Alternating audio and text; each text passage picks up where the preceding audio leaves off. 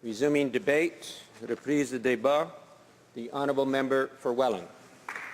Thank you very much, Mr. Speaker. And let me first start out by suggesting to the government, and I think the minister has acknowledged the hard work by this side of the House in working on a piece of government legislation, and how in a way when we both parties, the opposition parties and indeed the government, sees the opportunity to work on legislation that indeed can happen. This is a prime example of how the House can actually function when it comes to legislation without the need to actually ram it through under time allocation or closure. And that should be the model that the government looks to when it actually brings legislation that perhaps there's a sense that the other side can work together with them on. And so I would suggest to them they should look to the Minister of Agriculture in the future in the sense of seeing how indeed that can happen, as well as looking to those of us in the opposition benches who may be responsible for those particular portfolios who can perhaps help them do that. And where it's not feasible, Mr. Speaker, then let the House do what it normally does, and that's have debates on legislation so that we can actually improve them.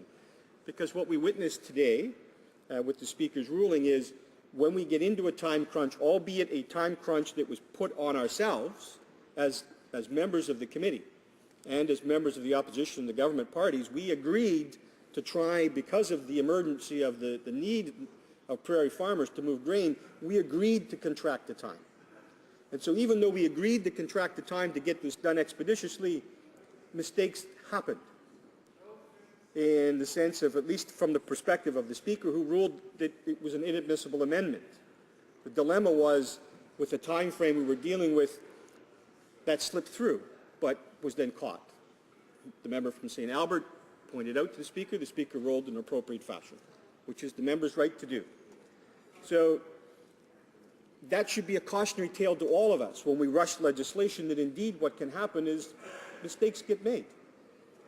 And we need to find ways to correct them. So I think even though we're trying to actually accomplish something, we end up with a mistake in a procedural manner, not a mistake of legislative, because actually the opposition parties actually agreed that what we needed to do was find a way to get compensation, in our view, all the way back to the farmer, not just necessarily the grain company.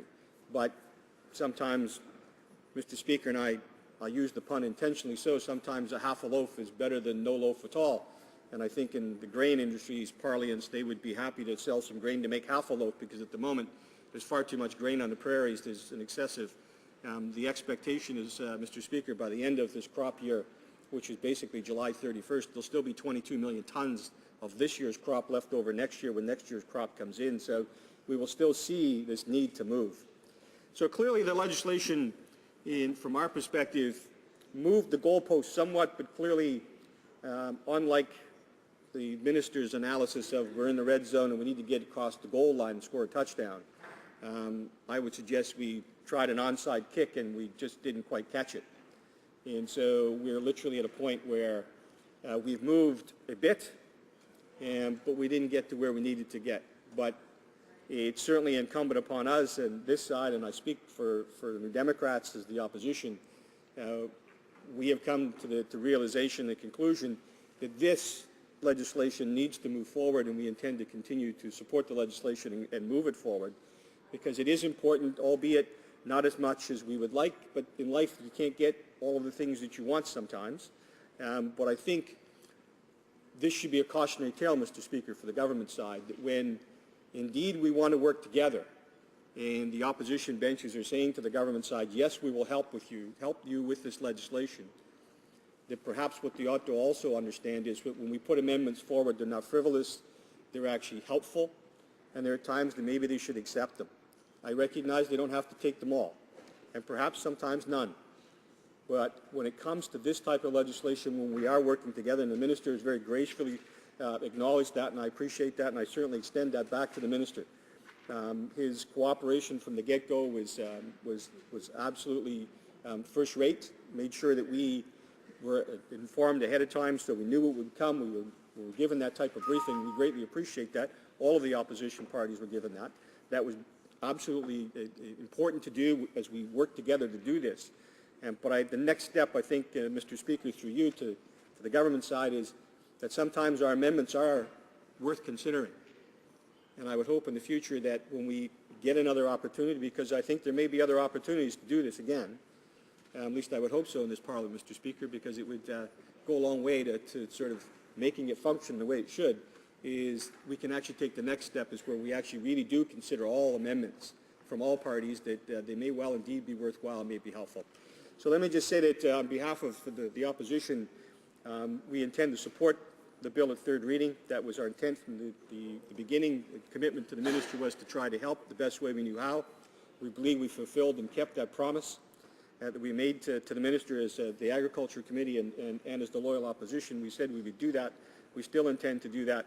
And so I'm hopeful that we will see this progress and get into law so that we can actually start to help farmers across the prairies, because this was what it was all about.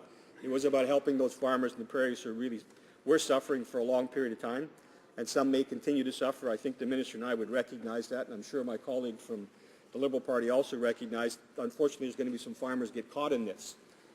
For whatever reason, it's just not going to be a good situation for probably a minority of farmers, and that's the real pity of it all.